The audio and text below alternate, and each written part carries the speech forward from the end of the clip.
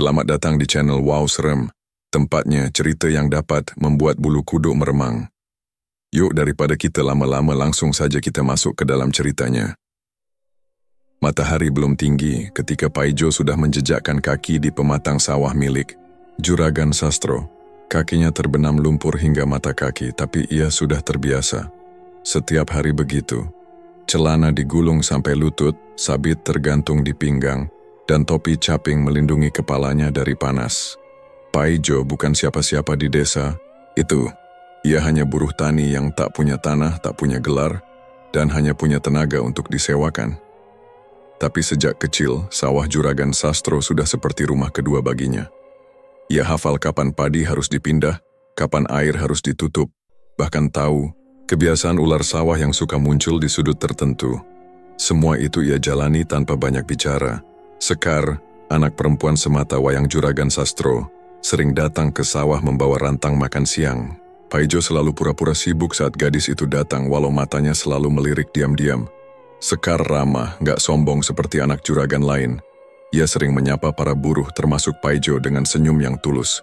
"Mas Paijo, jangan lupa makan, ya," ucap Sekar suatu siang sambil meletakkan rantang di gubuk kecil di pinggir sawah. Paijo hanya mengangguk cepat, tak berani menatap langsung. "Nggih mbak, matur nuwun." Itu saja sudah cukup bikin Paijo tersenyum sepanjang hari. Hari itu sawah baru selesai ditanami. Paijo dan beberapa buruh lain mencuci kaki di sungai kecil yang mengalir di pinggir sawah. Langit mendung, angin bertiup, lembut. Paijo hendak pulang ketika ia melihat Sekar berdiri di bawah pohon trembesi dekat jalan tanah. Tapi bukan itu yang bikin Paijo berhenti melangkah. Di hadapan Sekar, berdiri seorang laki-laki muda berjaket lusuh dan berambut panjang sebahu. Paijo tak bermaksud mencuri dengar, tapi suara mereka cukup keras. "Sekar, sekali ini aja. Aku cuma mau ngomong baik-baik," kata laki-laki itu. Suaranya agak berat, tapi nada memaksanya jelas terdengar. Sekar menggeleng. "Nggak ada yang perlu dibicarakan lagi, Bagas. Kamu sudah pergi setahun tanpa kabar. Sekarang tiba-tiba datang maksa aku ketemu, karena aku masih sayang sama kamu. Apa itu salah?" Laki-laki bernama Bagas itu melangkah lebih dekat. Sekar mundur. "Jangan deket-deket. Aku udah nggak ada urusan lagi sama kamu. Papa juga nggak pernah setuju sama kamu." Paijo mengernyit. Bagas. Nama itu pernah ia dengar dari gosip para buruh. Dulu, Sekar memang pernah dekat dengan pemuda kampung sebelah. Tapi setelah Juragan Sastro menolak lamaran Bagas, laki-laki itu menghilang begitu saja. Banyak yang bilang dia merantau, tapi ada juga yang bilang dia pernah masuk penjara karena kasus pencurian motor. Kini dia kembali, dan dari raut wajahnya, Paijo bisa lihat kalau orang ini nggak baik-baik saja. "Kamu masih dengerin omongan orang, tua kamu ya?" tanya Bagas dengan suara menahan marah. "Apa aku segitu rendahnya buat kamu?" Sekar menahan tangis. "Bukan karena kamu miskin, Bagas, tapi karena kamu berubah. Kamu mulai kasar, gampang marah. Papa cuma pengen aku aman." Bagas tertawa kecil tapi nadanya menyeramkan. "Aman? Kamu pikir kamu aman sekarang?" Paijo merasa perlu turun tangan, tapi ia ragu. Apa haknya mencampuri urusan anak juragan? Tapi melihat Sekar mundur terus, wajahnya ketakutan, Paijo tak tahan. Ia melangkah cepat ke arah mereka. "Permisi, Mbak Sekar." Bagas menoleh. Matanya merah, wajahnya pucat. "Kamu siapa?" Paijo menelan ludah. "Saya Paijo, buruh tani di sini. Saya cuma mau ngingetin, hari udah sore, mending pulang, Mbak." Sekar segera menunduk dan berjalan cepat ke arah gubuk sawah, meninggalkan mereka berdua. Bagas melotot ke arah Paijo. "Lo buruh. Jangan ikut campur urusan orang yang gak selevel sama lo." Paijo tetap diam, tapi matanya tak lari. Ia sudah terbiasa menghadapi kerasnya hidup. Diolok seperti itu bukan hal baru. "Maaf mas, saya cuma khawatir sama Mbak Sekar. Udah itu aja." Bagas mendengus, lalu meludah ke tanah sebelum pergi tanpa kata.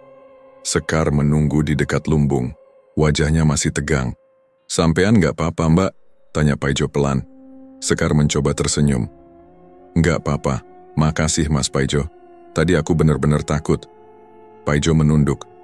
Saya cuma nggak mau terjadi apa-apa Mbak. Saya juga kerja di sini, tanggung jawab saya juga. Sekar memandangi Paijo sejenak. Mas Paijo, kamu orang baik. Ucapan itu sederhana, tapi bagi Paijo rasanya seperti hujan setelah kemarau panjang. Ia tak tahu apa yang akan terjadi setelah ini, tapi perasaan di dadanya seperti ditaburi bara, kecil. Malam itu, Paijo sulit tidur. Bayangan wajah Sekar dan tatapan mata Bagas yang penuh dendam terus muncul dalam pikirannya. Ada firasat buruk yang tak bisa ia jelaskan. Pasar Wage di desa itu selalu ramai tiap 5 hari sekali. Paijo seperti biasa, datang pagi-pagi untuk membeli tembakau dan sedikit beras. Ia berjalan menyusuri lorong pasar yang sempit, berdesakan dengan ibu-ibu dan pedagang keliling. Tapi, hari itu bukan barang dagangan yang jadi bahan obrolan. Warga pasar sedang ramai membicarakan satu nama, Bagas. Bu Rumina, sampeyan tahu? Itu si Bagas balik ke desa. Kata seorang ibu setengah berbisik sambil memilah bawang. Lah iya, aku lihat sendiri dia lewat depan rumahku. Matanya aneh, kayak kosong gitu. Nggak kayak Bagas dulu, timpal Bu Rumina. Paijo yang sedang menimbang beras cuma diam, tapi telinganya siaga. Ia tahu siapa yang mereka bicarakan, dan memang sejak kejadian di sawah kemarin, pikirannya tidak tenang. Dulu waktu Sekar pacaran, sama dia, banyak yang gak setuju. Juragan Sastro apalagi langsung nolak waktu Bagas ngelamar, lanjut si ibu tadi. Ya pantes, wong kelakuannya udah aneh. Aku dengar, dia pernah nyolong motor di kampung seberang. Sempet ditangkep, tapi katanya dibebasin karena gak cukup bukti. Bu Ruminah menambahkan, waktu Juragan Sastro nolak lamaran itu Bagas ngamuk di depan rumahnya. Ngomel-ngomel, lempar pot bunga. Untung Sekar ditarik masuk sama ibunya. Paijo mendengarkan tanpa menyela. Potongan-potongan cerita itu mulai membentuk gambaran yang jelas di pikirannya. Ternyata memang sudah lama warga tahu soal kelakuan Bagas. Tapi yang bikin ia heran kenapa Sekar dulu bisa tertarik sama orang seperti itu. Sore harinya Paijo kembali bekerja di sawah. Tapi pikirannya masih terganggu. Saat istirahat, ia duduk bersama buruh lain di bawah pohon randu yang sudah tua. Angin berhembus pelan, daun-daun kering berjatuhan. Mbah Karto, jenengan tahu soal Bagas itu? Tanya Paijo pelan pada buruh tua yang sedang merokok di sebelahnya. Mbah Karto mengangguk lambat. Tahu Jo, aku malah dulu sering lihat mereka pacaran diam-diam di dekat bendungan. Tapi hubungan mereka emang gak sehat. Bagas gampang marah, Sekar sering nangis sendirian.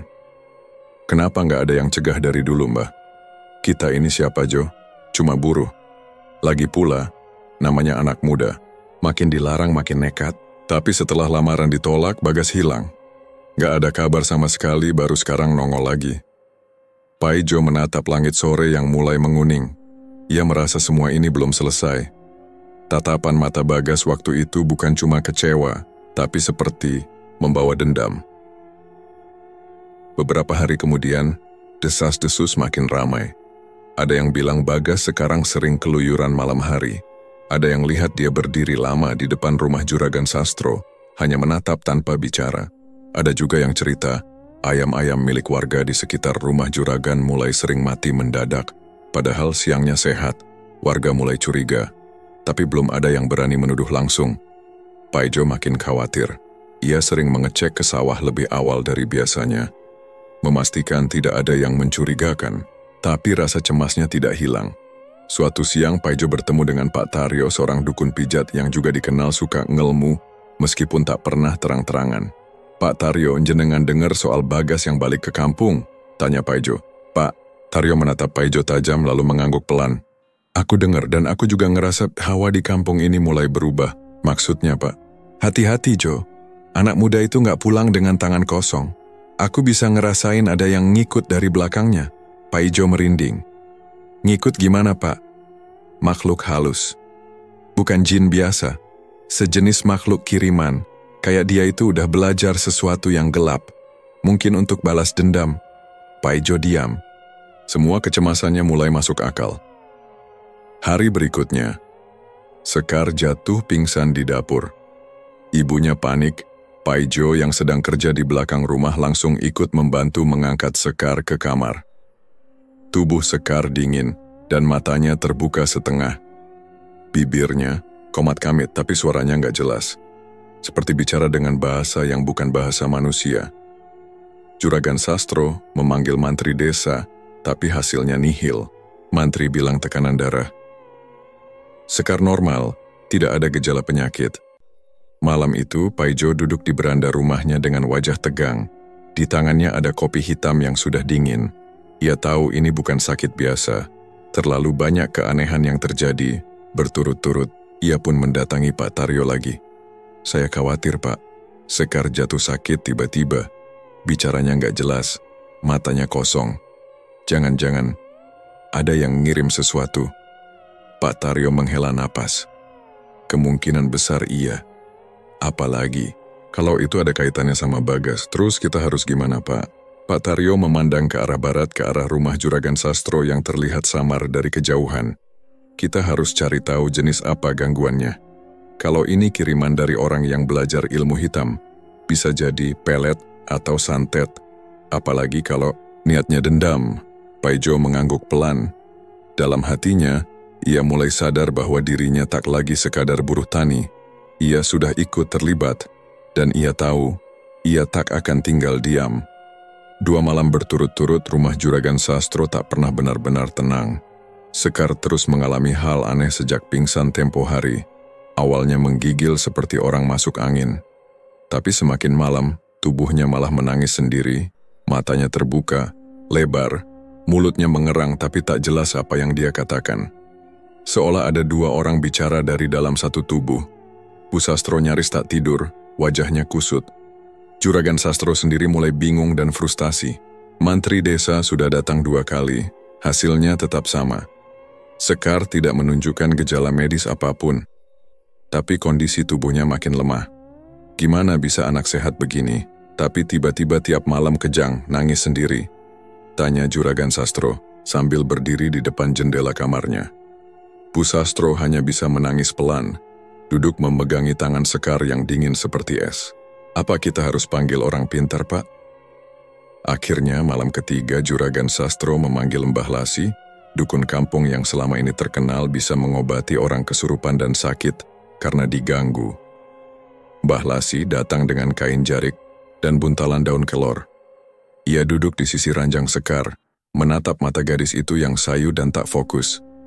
Anaknya ngelawan dari dalam, kata Mbah Lasi pelan. Tapi yang masuk ini bukan makhluk biasa. Ini kiriman. Niatnya jahat. Juragan Sastro mendekat. Santet Mbah bisa jadi pelet juga. Tapi pelet yang gagal. Kalau niatnya cuma buat ngikat hati, mestinya Sekar nggak sampai begini. Ini lebih ke arah menyiksa. Mbah Lasi coba melakukan ritual kecil. Membakar kemenyan, membacakan doa-doa, dan menyapu tubuh Sekar dengan daun kelor. Tapi hasilnya nihil. Saat daun kelor menyentuh dada Sekar, tubuh gadis itu bergetar hebat. Lalu dari bibirnya keluar suara berat, bukan suara perempuan. Suara itu tertawa, lalu berkata pelan, "Dia milikku." Bu Sastro menjerit, tubuhnya gemetar. Juragan Sastro langsung memegangi pundaknya. Mbah Lasi akhirnya menyerah.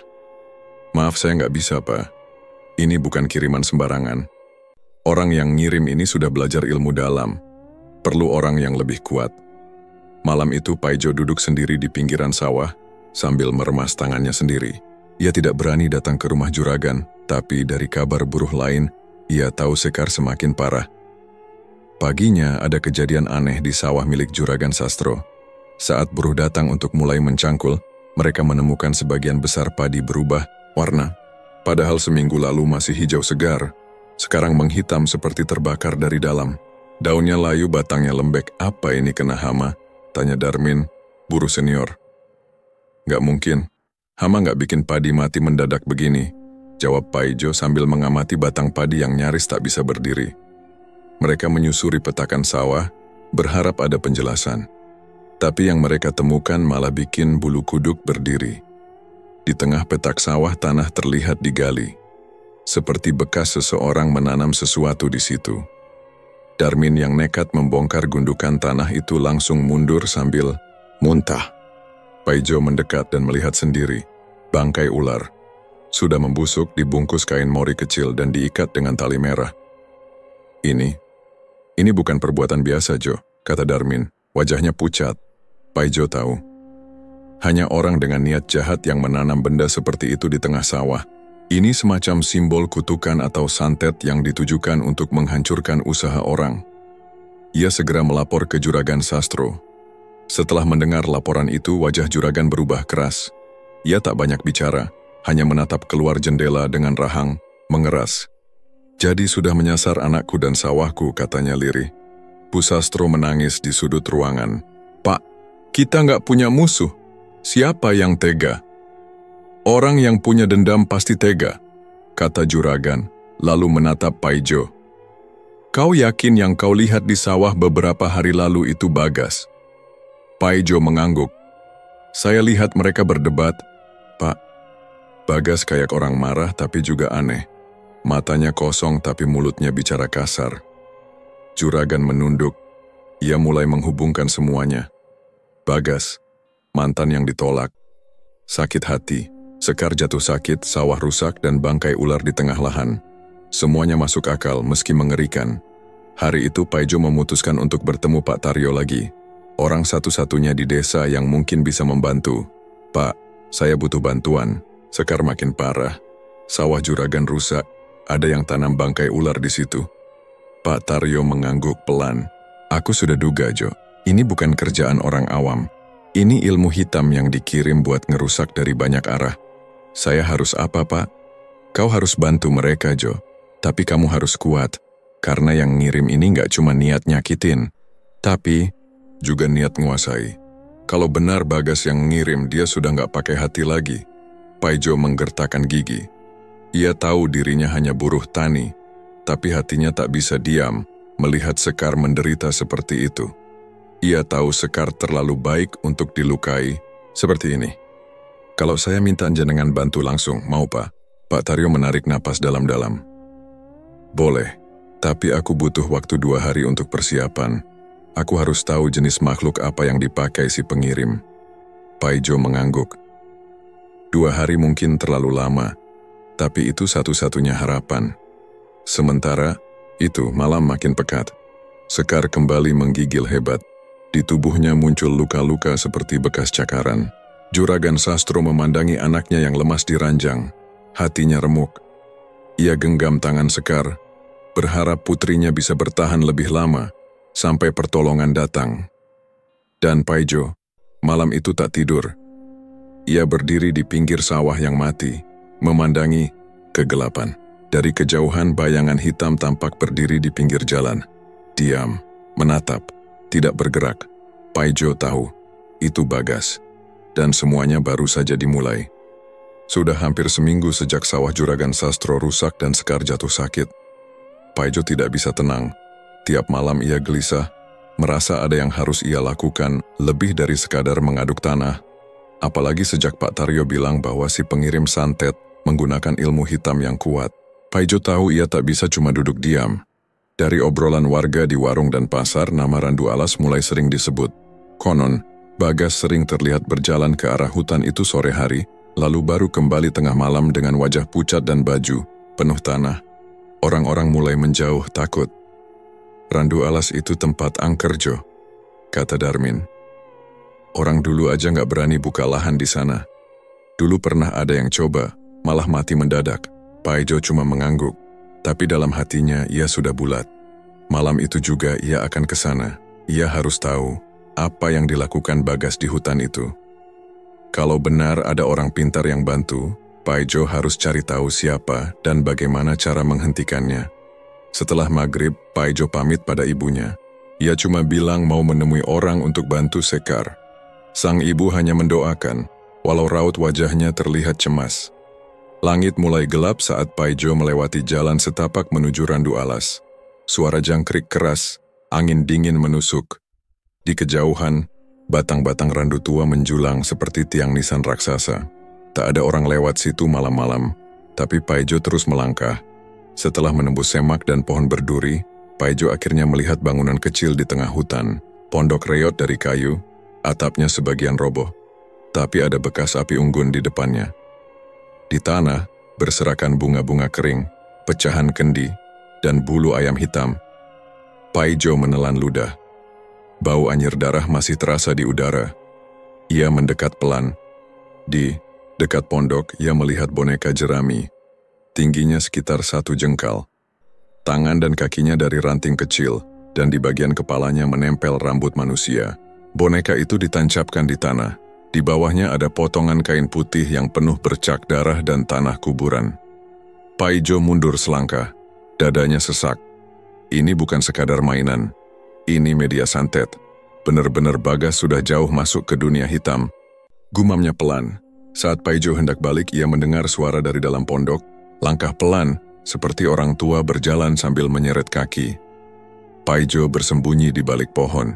Beberapa saat kemudian, muncullah sosok berpakaian hitam, mengenakan ikat kepala dan membawa tongkat. Wajahnya keriput, matanya merah seperti tidak tidur. Itu Mbah Rawis, nama yang pernah didengar Paijo dari cerita lama. Dukun pesugihan yang dulu menghilang setelah dituduh mencelakai warga kampung sebelah.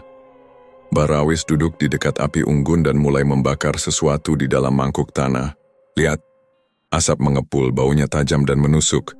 Ia melantunkan doa-doa aneh dan di tangannya ada foto Sekar yang sudah dikerat ujungnya. Lemahkan dia, tundukkan dia, jadikan miliknya, gumam Mbah Rawis sambil menusukkan jarum ke boneka jerami. Paijo menggertakkan gigi. Ia ingin langsung menyerbu tapi sadar itu konyol. Ia sendirian, tak punya ilmu apa-apa. Ia hanya bisa menyaksikan, mencatat apa yang ia lihat, dan cepat-cepat kembali sebelum ketahuan. Saat Mbah Rawis mulai menaburkan darah ayam ke tanah, Paijo mundur pelan dan berbalik arah.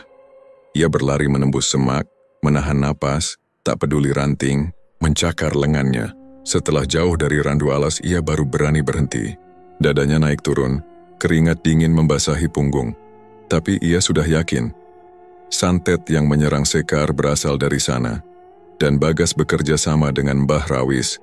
Paginya, Paijo langsung menemui Pak Taryo. Ia menceritakan semuanya, dari boneka, jerami, rambut manusia, sampai darah ayam dan foto Sekar. Pak Taryo mengangguk-angguk serius.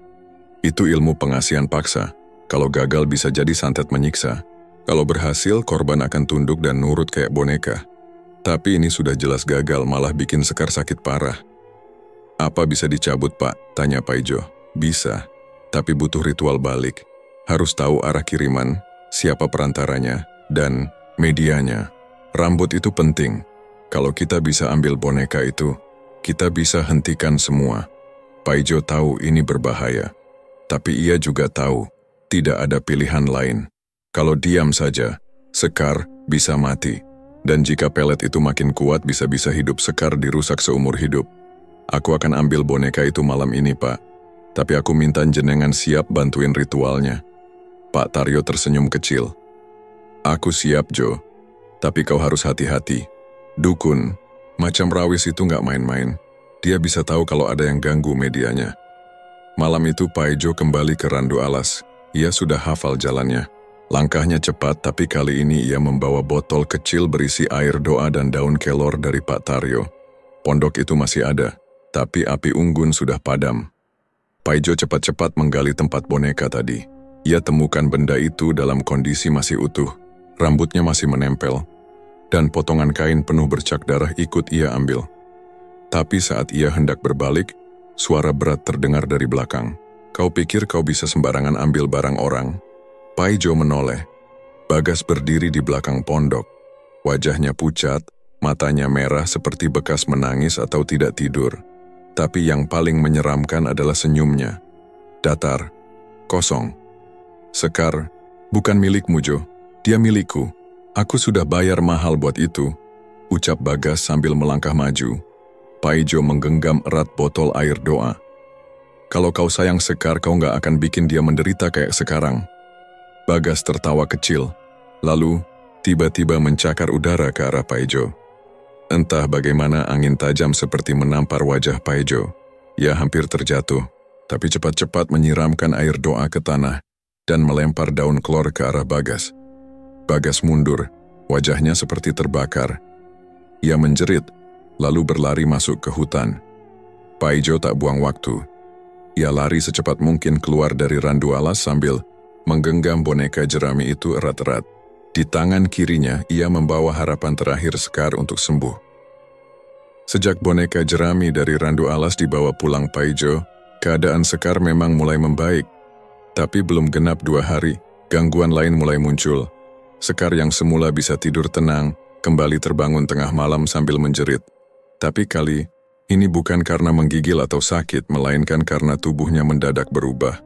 Suaranya berat dan wajahnya bukan lagi Sekar. "Minggir, anak ini bukan urusan kalian." Suara tua dan serak keluar dari mulut Sekar malam itu, saat ibunya mencoba membangunkan dan membacakan ayat kursi. Matanya melotot, bibirnya menyeringai, tubuhnya menegang, dan Sekar yang kurus dan lemah, tiba-tiba mampu mendorong 2 orang dewasa dengan sekali hentakan. Ibunya menangis. "Sekar, nak, kamu kenapa?" Paijo yang dipanggil buru-buru ke rumah Sekar langsung paham. Ini bukan cuma santet lagi. Sekar kerasukan. Ia memanggil Pak Taryo dan beberapa warga. Pak Taryo datang membawa air doa dan daun bidara. Setelah dibacakan ayat-ayat, Sekar mengerang kesakitan dan akhirnya pingsan. Saat sadar, ia kebingungan dan menangis, tak tahu apa yang terjadi. "Makhluk itu bukan kiriman biasa," kata Pak Taryo setelahnya. "Dia pengikut dukun, perempuan tua.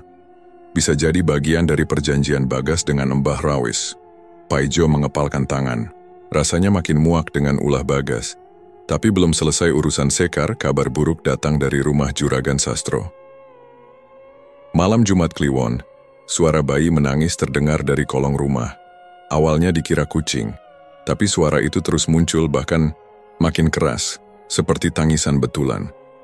Pembantu rumah ketakutan dan lari ke rumah tetangga. Saat Juragan Sastro keluar mengecek, suara itu hilang. Tapi begitu ia masuk lagi ke dalam, suara ketukan terdengar dari dalam sumur. Tok, tok, tok. Juragan berusaha mengabaikan, ia pikir hanya perasaannya saja.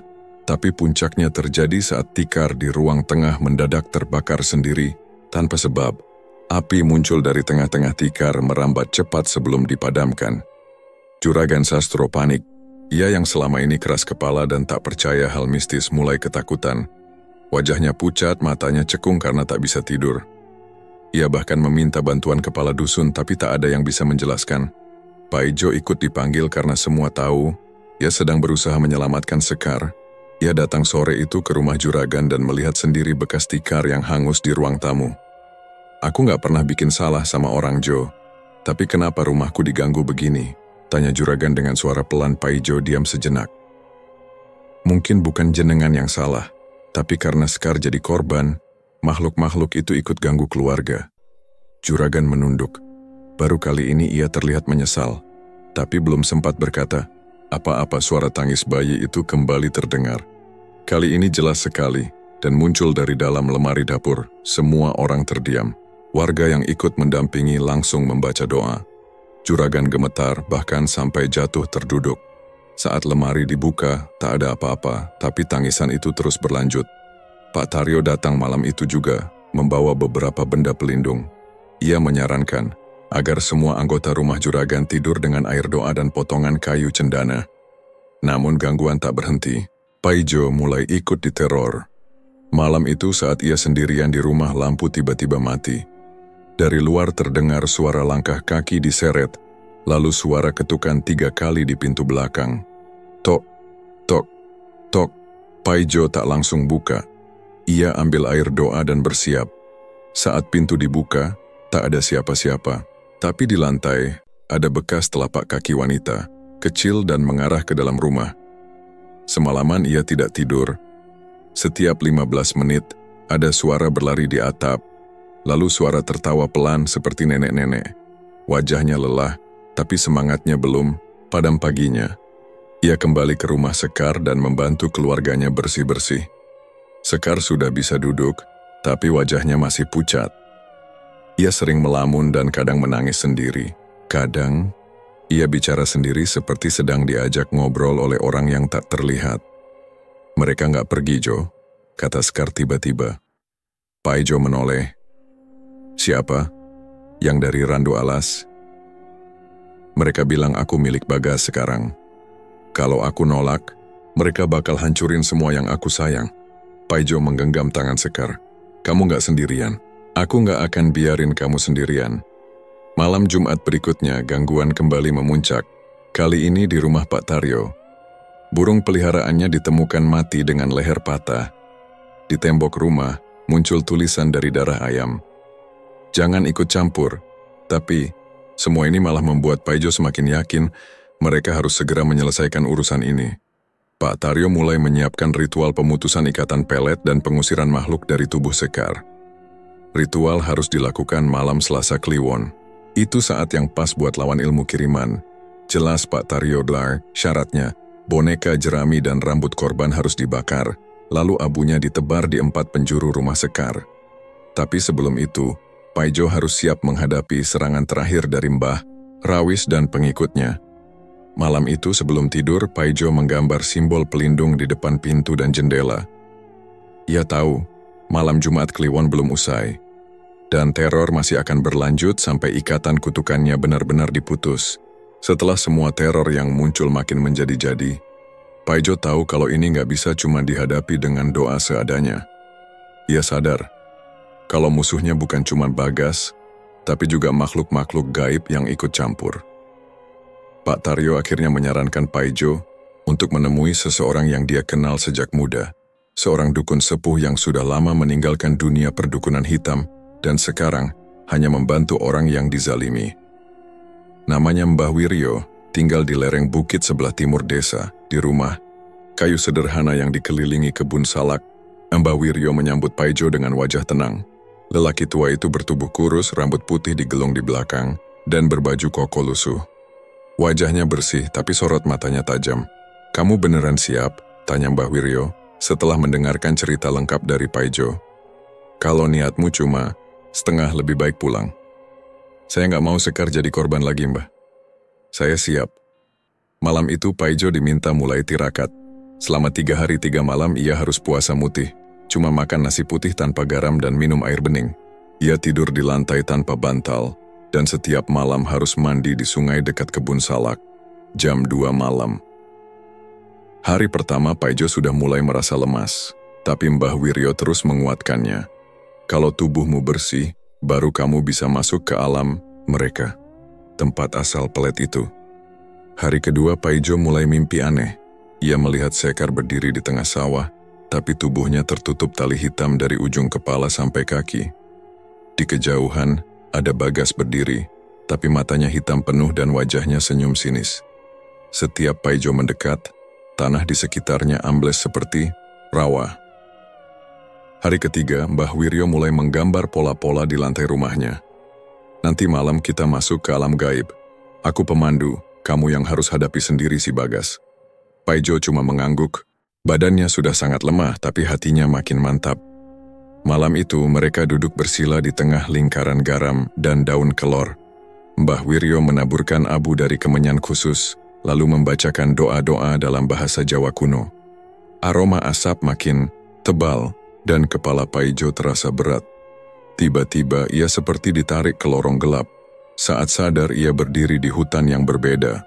Udara dingin, pepohonan tinggi dengan ranting menjulur seperti tangan. Tanahnya becek dan licin. Di tengah hutan itu ada pohon randu besar, lebih besar dari yang pernah ia lihat. Di bawah pohon itu berdiri Bagas, tapi bukan lagi Bagas biasa. Kulitnya kelabu, matanya hitam legam, dan di punggungnya menonjol 2 tonjolan seperti tanduk kecil. Kamu datang juga, Jo. Suaranya berat, seperti 2 suara sekaligus. Paijo menggertakkan gigi. Aku datang buat nyelamatin Sekar. Bagas tertawa. Sekar itu udah jadi milikku. Dia udah diikat. Kamu gak akan bisa nyentuh dia lagi. Tiba-tiba, tanah di sekitar pohon, randu retak. Dari dalam keluar makhluk besar, hitam pekat. Badannya seperti kerbau, tapi wajahnya mirip manusia tua dengan gigi tajam dan mata merah. Itu makhluk penjaga pohon. Makhluk itu langsung menyerang Paijo. Ia menghindar, tapi kakinya terpeleset lumpur.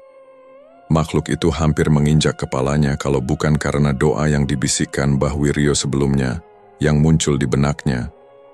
Paijo membaca cepat-cepat sambil memejamkan mata. Makhluk itu mundur sejenak seperti terbakar.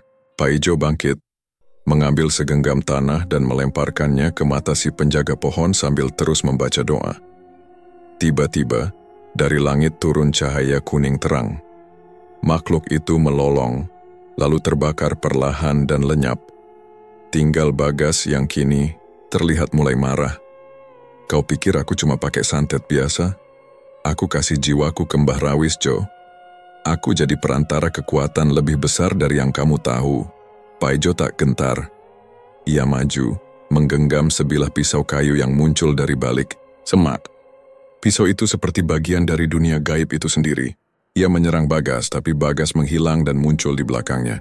Pukulan keras membuat Paijo jatuh. Bagas menginjak dadanya. Kau bukan siapa-siapa. Sekar tak akan pernah ingat kamu lagi. Tapi saat itu, terdengar suara tangis dari arah pohon randu. Sekar. Ia berdiri di sana, matanya berlinang dan tali hitam yang membungkus tubuhnya mulai sobek perlahan. Paijo menatapnya. Sekar, aku di sini. Tangis Sekar makin kencang. Suara itu membuat Bagas goyah. Kakinya mulai bergetar. Paijo gunakan kesempatan itu. Ia menusuk perut Bagas dengan pisau kayu sambil berteriak menyebut nama Tuhan. Tubuh Bagas bergetar hebat, lalu meledak menjadi asap hitam. Tali-tali di tubuh Sekar langsung putus semua, dan ia tumbang. Pohon randu retak dan runtuh, lalu semua gelap. Paijo sadar di rumah Mbah Wiryo. Nafasnya terengah, tubuhnya basah keringat. Mbah Wiryo tersenyum kecil. Kamu menang. Paijo menangis, pelan. Ia nggak tahu itu nyata atau cuma perjalanan mimpi. Tapi saat ia pulang ke rumah Sekar keesokan harinya, Sekar sudah bisa tersenyum, dan di matanya tak ada lagi bayangan hitam. Pagi itu, langit cerah seperti tak pernah terjadi apa-apa di desa. Tapi semua orang tahu, badai besar baru saja berlalu. Kabar kematian Bagas cepat menyebar. Orang-orang menemukannya terkapar gosong di dekat sungai kecil pinggir hutan. Tubuhnya menghitam seperti terbakar dari dalam. Polisi datang tapi tak bisa menjelaskan apapun. Tidak ada bekas api, tidak ada luka lain. Hanya mayat gosong dengan mata melotot penuh ketakutan. Warga berbisik-bisik tapi tak ada yang berani angkat suara terang-terangan. Mereka tahu siapa yang main-main dengan ilmu hitam. Dan mereka juga tahu siapa yang sudah menyelamatkan Sekar dan mungkin juga desa ini. Di rumah Juragan Sastro, Sekar akhirnya bisa duduk di kursi depan, memandangi halaman. Matanya sudah tak kosong lagi. Wajahnya masih pucat, tapi dia bisa bicara dan tersenyum kecil. Paijo duduk tak jauh dari situ, menunduk sambil mengaduk kopi yang tak lagi panas. Juragan Sastro mendekat, lalu tiba-tiba memeluk Paijo erat-erat. Lelaki tua itu menangis.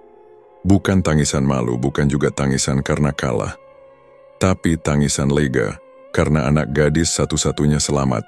Dan semua yang membuatnya takut selama berminggu-minggu akhirnya selesai. Jo, aku nggak bisa balas apa-apa. Tapi aku hutang nyawa anakku padamu. Kalau kamu mau, Sekar bisa kamu pinang hari ini juga. Rumah, sawah, apapun yang kamu butuh, aku kasih. Paijo diam cukup lama. Tangannya menggenggam lutut, dan pandangannya lurus ke depan. Sekar juga menatapnya, pelan-pelan mendekat. Jo, suara Sekar pelan. Kalau kamu nggak datang waktu itu, mungkin aku udah mati. Aku nggak ingat semuanya, tapi aku tahu kamu ada di sana. Kamu nyelamatin aku. Paijo tersenyum kecil, tapi bukan senyum, senang. Lebih seperti senyum sedih yang dipaksakan. Aku cuma lakuin apa yang menurutku benar, Sekar. Aku nggak nyari balasan. Sekar menggenggam tangan Paijo, tapi Paijo menariknya pelan. Ia berdiri mengambil topinya yang dari tadi ditaruh di atas meja. Pak, Sekar, aku pamit. Aku nggak bisa tinggal di sini lagi. Juragan Sastro dan Sekar sama-sama bingung. Kenapa, Jo? Kamu nggak salah. Kamu malah pahlawan sekarang. Paijo menatap keduanya dengan wajah tenang. Itu dia, Pak. Aku nggak cocok jadi pahlawan. Aku cuman orang biasa. Dan kalau aku terus di sini, orang bakal terus nginget aku karena kejadian ini. Padahal aku cuma pengen hidup tenang, kerja tenang, dan gak dicampur-campur sama hal begituan lagi. Sekar menahan air mata. Kalau soal aku gak apa-apa, Jo. Aku gak peduli masa lalu. Aku cuma pengen kamu tetap di sini. Paijo geleng kepala. Aku sayang kamu, Sekar. Tapi sayangku gak harus bikin aku milikin kamu. Kadang, yang kita sayang justru lebih baik kita jaga dari jauh. Juragan Sastro mencoba menahan, tapi Paijo sudah mantap. Ia pamit pada beberapa tetangga, lalu berkemas. Tak banyak yang dibawa, hanya baju beberapa pasang alat kerja dan sebuah sarung pemberian ibunya. Sore itu, sebelum matahari tenggelam, Paijo berjalan kaki keluar desa. Banyak warga melihat dari kejauhan, tapi tak ada yang berani menahan. Semua tahu, orang seperti Paijo memang tidak bisa dikurung dalam cerita yang biasa. Di tikungan dekat sawah yang dulu pernah jadi tempat kerja pertamanya di desa itu, Paijo berhenti sebentar. Ia melihat ke arah petak sawah yang sudah mulai pulih. Daun-daun padi tampak hijau segar dan angin sore meniup pelan. Ia menghela napas panjang. Kalau bukan karena cinta, mungkin aku gak akan kuat ngadepin semua ini, gumamnya. Lalu ia lanjut berjalan. Entah kemana, tak ada yang tahu pasti. Ada yang bilang Paijo pergi ke selatan, nyari kerja di kota pelabuhan. Ada yang bilang dia menetap di pondok pesantren tua, belajar lebih dalam soal dunia gaib dan ilmu perlindungan diri. Tapi semua sepakat, Paijo meninggalkan desa bukan karena kalah, tapi karena dia menang dan memilih pergi sebelum semua berubah jadi beban. Beberapa minggu kemudian sawah milik Juragan Sastro kembali panen. Sekar ikut turun ke sawah. Senyumnya mulai sering terlihat, tapi setiap sore, saat langit mulai jingga, ia suka duduk di pinggir lumbung padi, memandangi jalan kecil yang menuju keluar desa. Ia gak pernah cerita apa yang ia tunggu. Tapi semua orang tahu, Sekar masih menyimpan satu nama di hatinya. Dan meski nama itu tak pernah kembali, ia tetap bersyukur. Karena cinta yang tak meminta balasan itu sudah menyelamatkan hidupnya.